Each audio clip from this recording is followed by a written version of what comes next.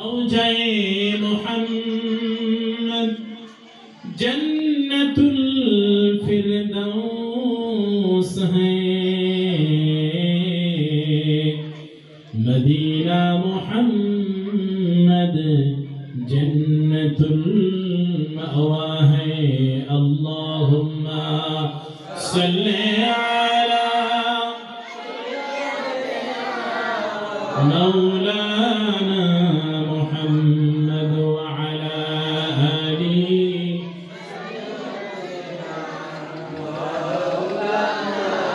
मुहम्मद ला इलाहा इल्लल्लाह ला इलाहा इल्लल्लाह ला इलाहा इल्लल्लाह ला इलाहा इल्लल्लाह ला इलाहा इल्लल्लाह ला इलाहा इल्लल्लाह हस्बी रब्बी जल्लल्लाहु मा फी क़ल्बी गैरुल्लाह नूर मुहम्मद सल्लल्लाहु ला इलाहा इल्लल्लाह ला इलाहा इल्लल्लाह ला इलाहा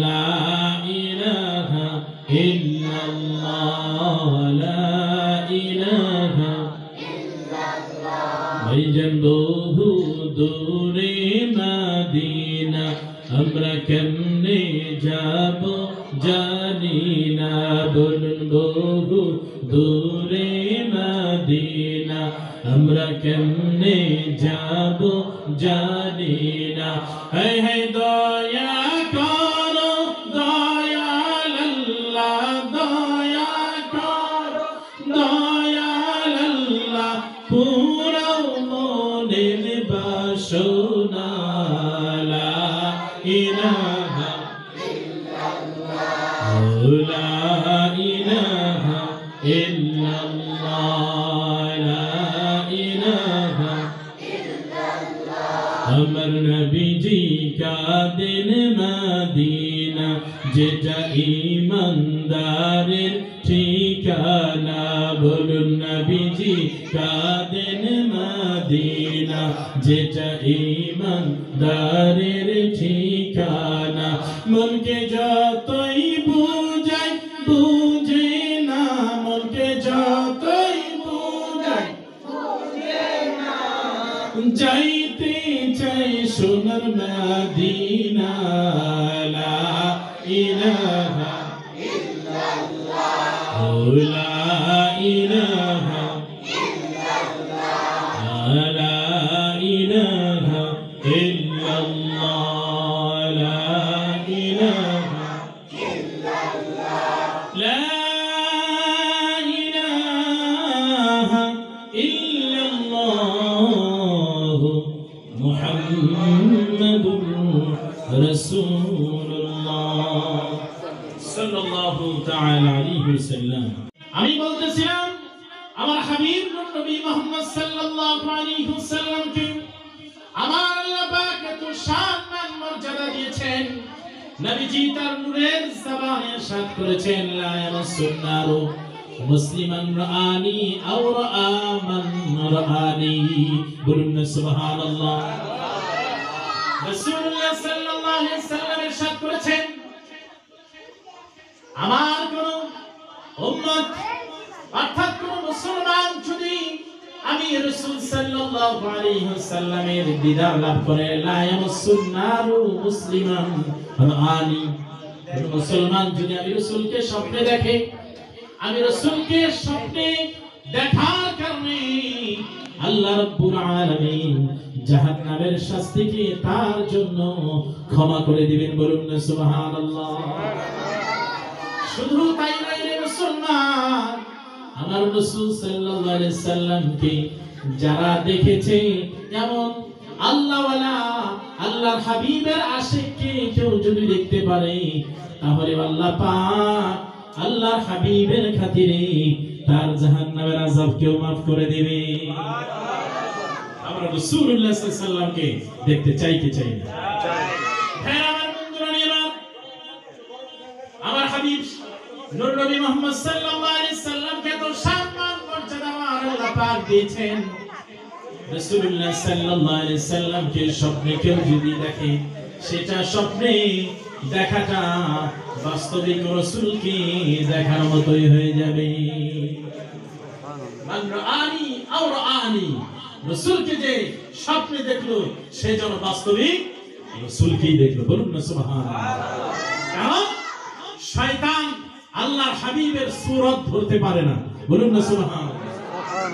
আমাদের কাছে ঘুরে অনেক শয়তান অনেক মানুষের সূরতে ধোঁকা দিতে পারে। আল্লাহর ওলির সূরত ধরে বা হুজুরের, আলেমের, পীর মাশাইখের, কিন্তু আল্লাহর হাবিবের সূরত ধরে শয়তান ধোঁকা দিতে পারবে না। কেউ যদি রাসূলকে দেখে স্বপ্নে, বাস্তবিক রাসূলকেই দেখা হবে। বলুন সুবহানাল্লাহ। ভাই আমার বন্ধুরা নিয়ে, এজন্য আমার রাসূল সাল্লাল্লাহু আলাইহি সাল্লামকে এত সম্মান মর্যাদা আমার আল্লাহ পাক দিয়েছেন। পবিত্র কোরআনুল কারীম থেকে যে আয়াত কারিমাটি আমি তেলাওয়াত করেছি, সেই আয়াতকে কেন্দ্র করে কিছু আলোচনা আপনাদের মাঝে উপস্থাপন করার চেষ্টা করব। যদি মহান মালিক আমাকে দয়া করে ভিক্ষা দান করে, সকলে বলে আমিন। আমার সাথে পাঠ করুন, আউযু বিল্লাহি মিনাশ শাইতানির রাজীম, বিসমিল্লাহির রাহমানির রাহিম, ওয়া মা আরসালনাকা ইল্লা রাহমাতাল লিল আলামিন। বলুন সুবহানাল্লাহ। হ্যাঁ আমার বন্ধুরা, আল্লাহ পাক পবিত্র কোরআনুল কারীমের 17 নম্বর পারার 10 নম্বর পৃষ্ঠা সূরাতুল আম্বিয়ার ভিতরে ইরশাদ করেছেন, আমা আরসালনাকা ইল্লা রাহমাতাল লিল আলামিন। হাবিব আমার, দোস্ত আমার মুহাম্মদ মুস্তাফা সাল্লাল্লাহু আলাইহি ওয়াসাল্লাম, আমি আপনাকে तमाम বিশ্ব জগৎ সমূহের জন্য রহমত স্বরূপ প্রেরণ করেছি।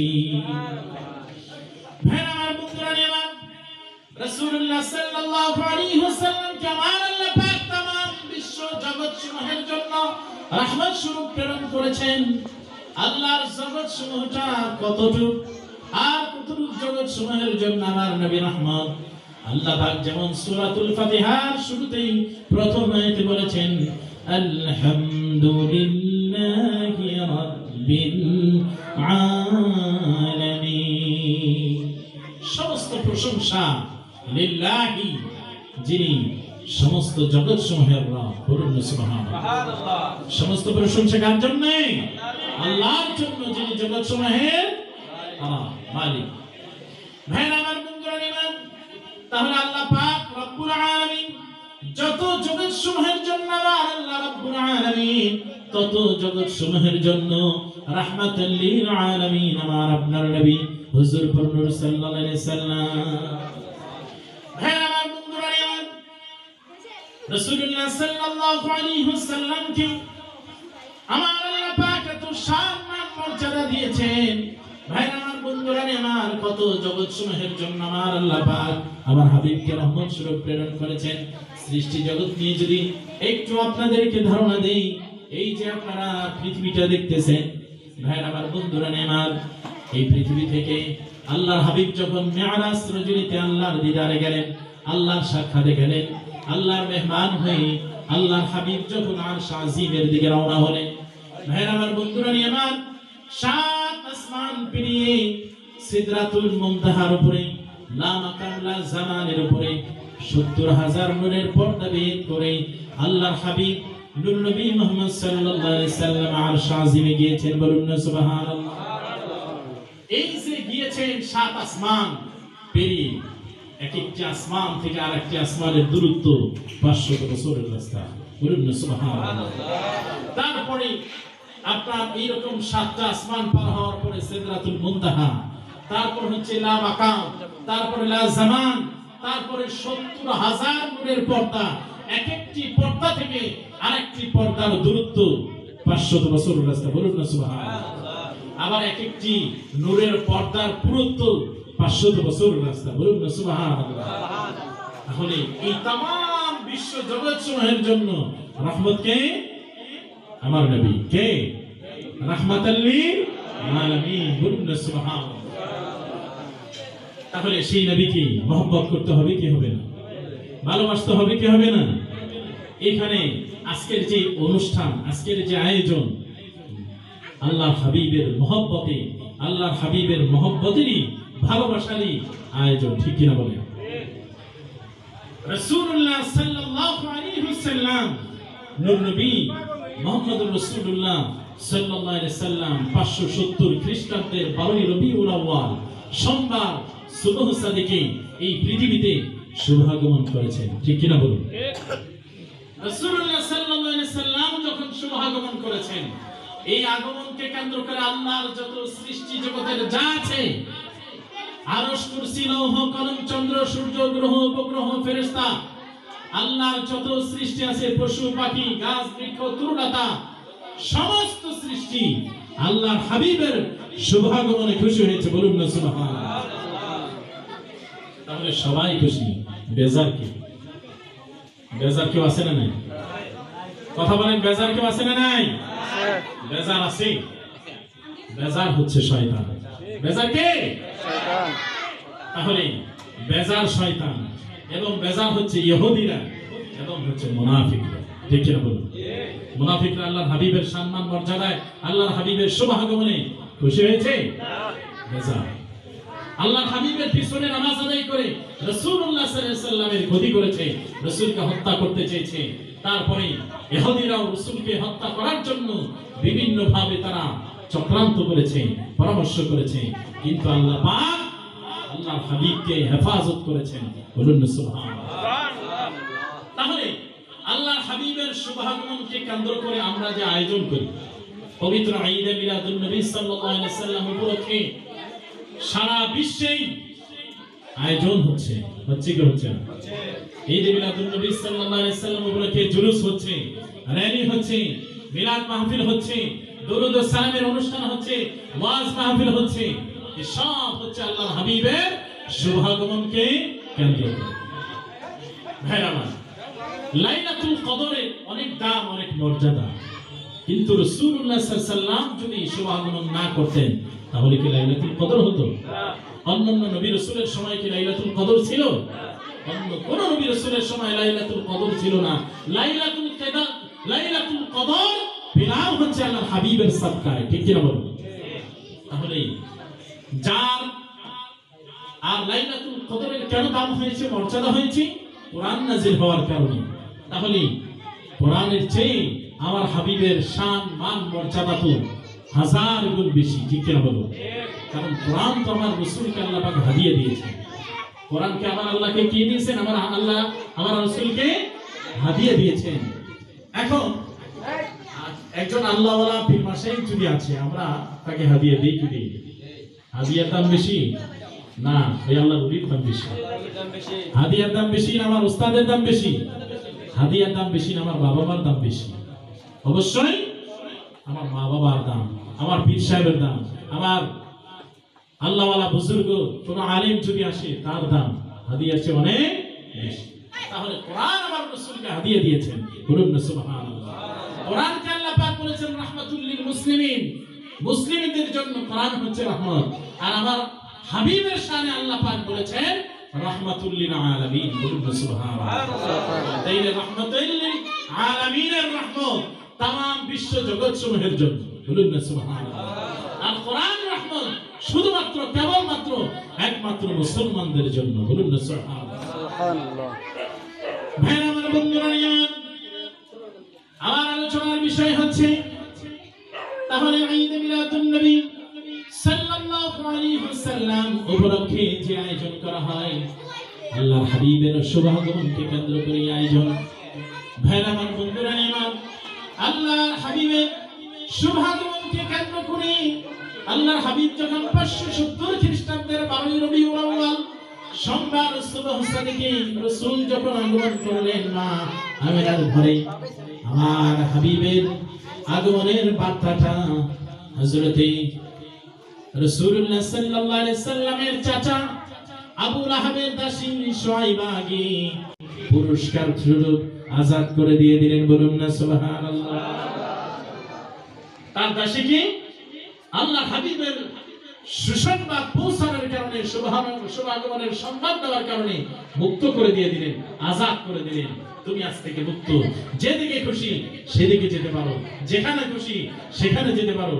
আজকে থেকে তুমি আর কি নয়, আমার বাধ্য কিন্তু দাসী তুমি আর নয়, তুমি আজাদ। ভাই আমার বন্ধুরা নিয়ামত, আবু লাহাব যখন ইন্তেকাল করেছেন, তিনি তো ঈমান আনার সুযোগ লাভ করেন, বেঈমান হয়ে মুশরিক হয়ে কাফের হয়ে ইন্তেকাল করেছেন, ঈমান লাভ করার সুযোগ লাভ হয় নাই। ভাই আমার, ঈমান তার তকদিরে নসিব হয় নাই। যখন তিনি ইন্তেকাল করেছেন, ইন্তেকালের পরে হযরত আব্বাস রাদিয়াল্লাহু তাআলা আনহু তিনি স্বপ্নে দেখতেছেন তার ভাই আবু লাহাবকে। দেখে জিজ্ঞেস করলেন, ভাই তোমার কি অবস্থা? কবরের জিন্দেগি তোমার কেমন? কিভাবে তোমার সময় কাটতেছে? ভাই আমার বন্ধুরা নিমার, আবু লাহাব বলল, ভাই আমার অবস্থা বড় ভালো নয়, কারণ আমার ভাতিজা মুহাম্মদ সাল্লাল্লাহু আলাইহি ওয়াসাল্লামের রিসালাতকে আমি বিশ্বাস করি নাই, তার উপরে আমি ঈমান আনয়ন করি নাই।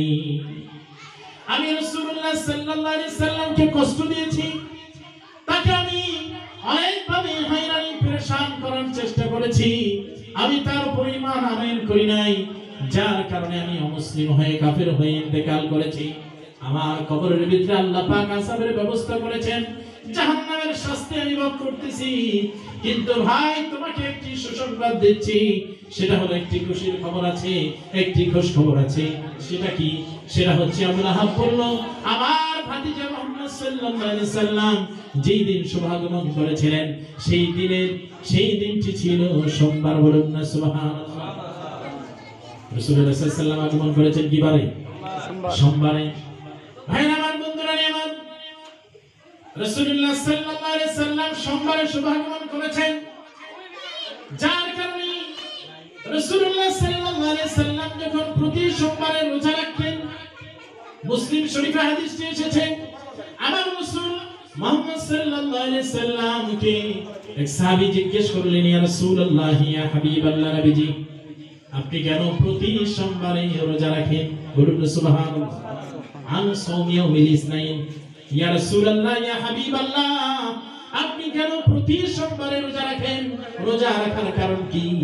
আমার রাসূল বললেন, হে সাহাবী, প্রতি সোমবারে আমি রোজা রাখি এজন্যই, ফাকালা ফীহি বুলিতু, হে সাহাবী, আমি প্রতি সোমবারে রোজা রাখি কারণ সোমবারের দিনে আমি রাসূলের জন্ম হয়েছে, আমি রাসূলের শুভাগমন ঘটেছে, যার কারণে প্রতি সোমবারে রোজা রেখে আমি আমার নিজের মিলাদকে পালন করে থাকি। বলুন না সুবহানাল্লাহ।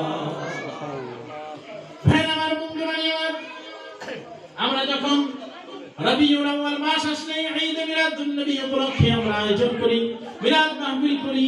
ভাই আমার বন্ধুরা নিয়ামত, দেখা যায় আমাদেরকে বাধা প্রদান করা হয়, আমাদের ক্ষেত্রে বিভিন্ন অপপ্রচার করা হয়, হয় কি হয় না বলুন?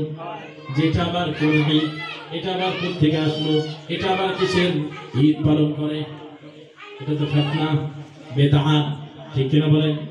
কিন্তু ভাই আমার বন্ধুরা নিয়ে আমার প্রশ্ন এই ভাইদের কাছে, আমার রাসূল যে প্রতি সোমবারে রোজা রেখে তার মিলাদ পালন করেছেন, আমার রাসূল কি প্রতি সোমবারে নতুন করে জন্মগ্রহণ করেছেন?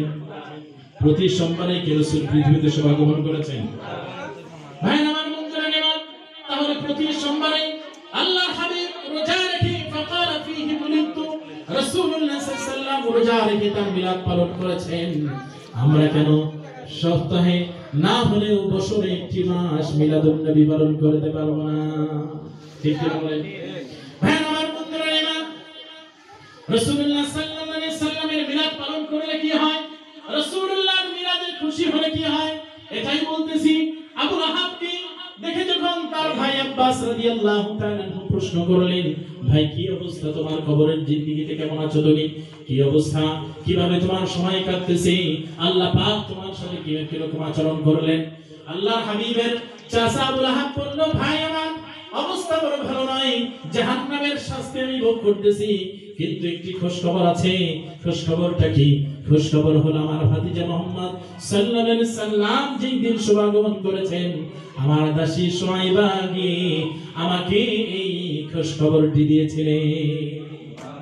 আমার ভাতিজার শুভাগমনে আমি আবু লাহাব খুশি হয়ে তাৎক্ষণিক আমার দাসী সুমাইবাকে মুক্ত করে দিয়েছিলাম, যার কারণে আল্লাহর হাবিবের আগমনের বারে সোমবারের দিনে আল্লাহ পাক কবরের জিন্দেগীর আমার আযাবকে হালকা করে দেয়। বলুন না সুবহানাল্লাহ। একটু জোরে আওয়াজ দিয়ে বলুন না সুবহানাল্লাহ। শুধু তাই নয়, আমার আঙ্গুলি থেকে দুধের চেয়ে সুস্বাদু, মধুর চেয়ে মিষ্টি এমন সুস্বাদু জান্নাতি খাবার বের হয়। আমি আবু লাহাব প্রতি সোমবারে আঙ্গুল চষে চষে জান্নাতের খাবার গুলো খেয়ে থাকি। সুবহানাল্লাহ। একজন কাফের হয়ে, মুশরিক হয়ে যদি মিলাদুন নবী পালন করার কারণে, আল্লাহর হাবিবের মিলাদ পালন করার কারণে যদি তিনি সপ্তাহে একটি দিন আযাব থেকে মুক্ত হয় এবং জান্নাতের সুস্বাদু খাবার পান করতে পারে, তাহলে আমরা যদি আল্লাহর হাবিবের মিলাদে খুশি হয়ে, ঈমানদার হয়ে মিলাদুন নবী নামে অনুষ্ঠান করি, মিলাদুন নবী নামে মাহফিল করি, তাহলে আল্লাহ পাক অবশ্যই আমাদের জন্য সারা জিন্দেগীর কবরের আযাবকে মাফ করে দিবেন। ঠিক কিনা বলেন? দিতে পারেন কিনা? আমরা মিলাদুন নবীর অনুষ্ঠান করলে এটাকে বলেও আমাদেরকে ব্যঙ্গ করে। যারা মিলাদ পালন করে, যারা মিলাদুন নবীর নামে অনুষ্ঠান করে, তারা হচ্ছে আবু লাহাবের উত্তরসূরি। বলুন না নাউজুবিল্লাহ। আমরা বলতে চাই, তোমরা যারা মিলাদুন নবীকে ব্যঙ্গ করে সিরাতুন নবী পালন করো, তাহলে তোমরা কি আব্দুল্লাহ বিন উবাই বিন সুলুলের উত্তরসূরি? আব্দুল্লাহ বিন উবাই বিন সুলুল ছিলেন মুনাফিকদের লিডার। ঠিক না? কাফেরদের চেয়েও নিকৃষ্ট, বেশি আযাব হবে মুনাফিকদের। ঠিক না? কাফেরদের চেয়ে একেবারে জাহান্নামের সবচেয়ে নিম্ন স্তরে যারা বসবাস করবেন তারা হচ্ছে মুনাফিক।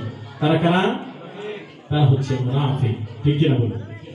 আল্লাহ পাক মুনাফিকদের জন্য কোরআনুল কারীমে একটি সূরা নাযিল করেছেন। কাফেরদের জন্য সূরাটা ছোট্ট, কিন্তু মুনাফিকদের সূরাটা আল্লাহ পাক বড় করে নাযিল করেছেন। ভাইরা, তাহলে মুনাফিকরা একেবারে চিরস্থায়ী জাহান্নামের শাস্তি ভোগ করবে। ঠিক কেন বলুন? আর ঈমানদার আসে, মুমিন, আল্লাহর হাবিবের মিলাদুন নবী যারা পালন করে, তারা জান্নাতে যাওয়ার আশা পোষণ করে।